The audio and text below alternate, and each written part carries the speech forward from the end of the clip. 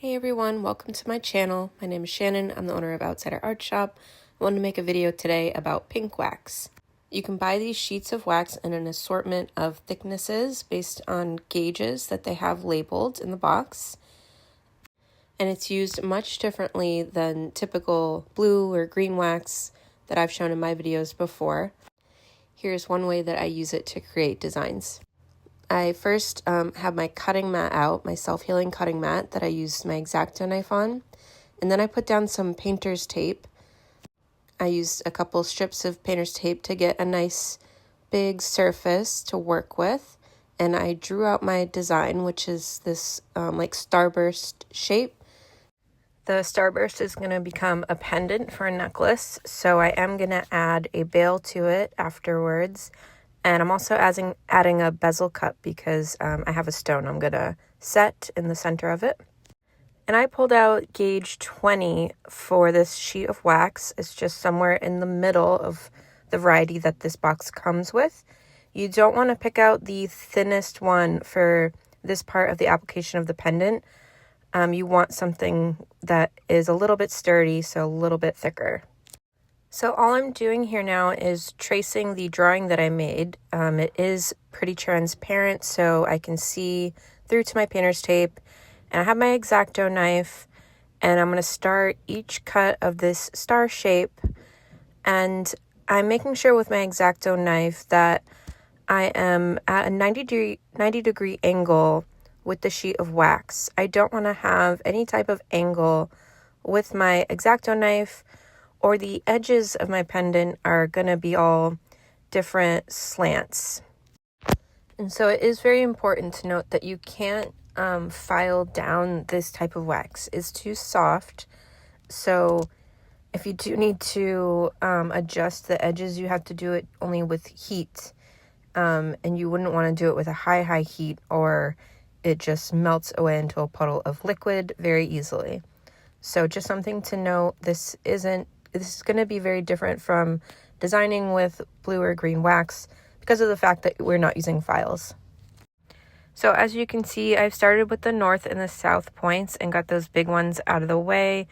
And I just started from the center and moved out towards the tips of the rays. And now I'm moving to the right side. I did the east point, and then I'm also doing the diagonals. And I just do all of these three at once because I am a righty, so I'm actually now flipping the whole thing around, and I'm going to do the same thing on the other side. It would be too difficult for me to try and get everything symmetrical while doing it on the left side.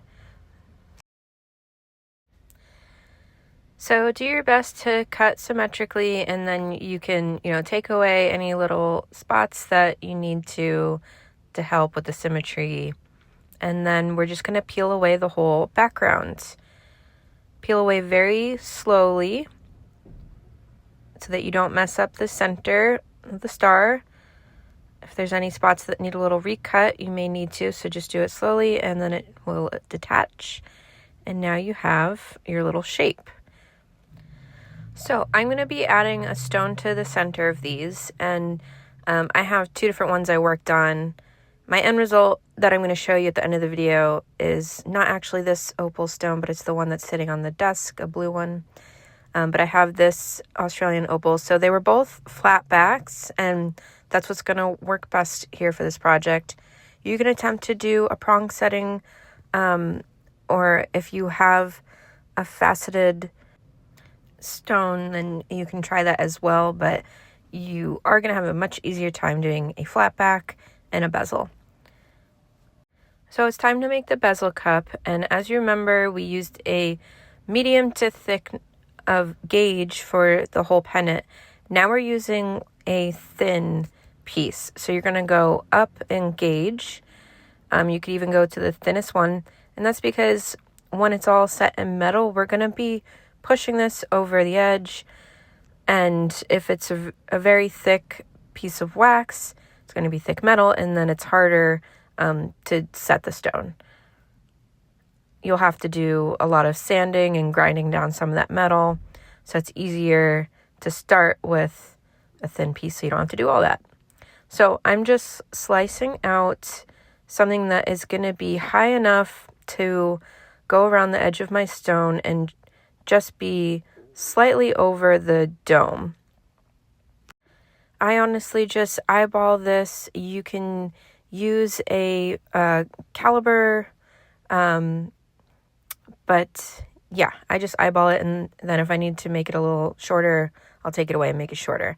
So I'm wrapping it around the stone now to find out the circumference that I will need, and then I'm just going to slice it. I've removed the stone, and now I've just got it in its little oval shape on its own, and I grabbed my Max Wax pen in order to melt the edges together. And I'm using this rather than my soldering iron because it's going to be a lot more gentle on this wax.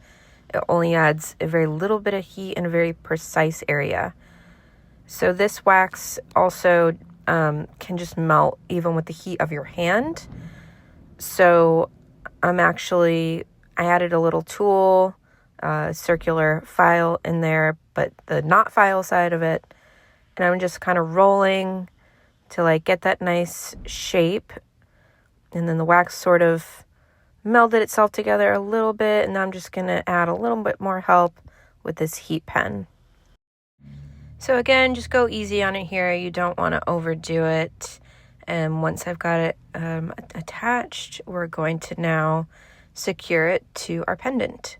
So I'm going to get it centered on there and then use the Max Wax pen again to secure it down. I'm going to go kind of inside of the bezel cup because it can get a little bit messy looking. So I like to do the inside rather than the outside.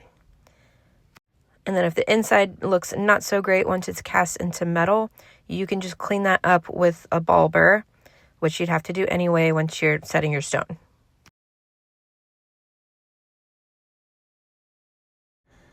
So we're going to start to move on to the bail next, and we are going back to a thicker gauge sheet.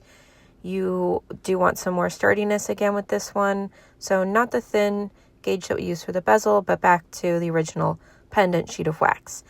And I want that classic triangle shaped bail, and I'm doubling up so that there's a front and a back.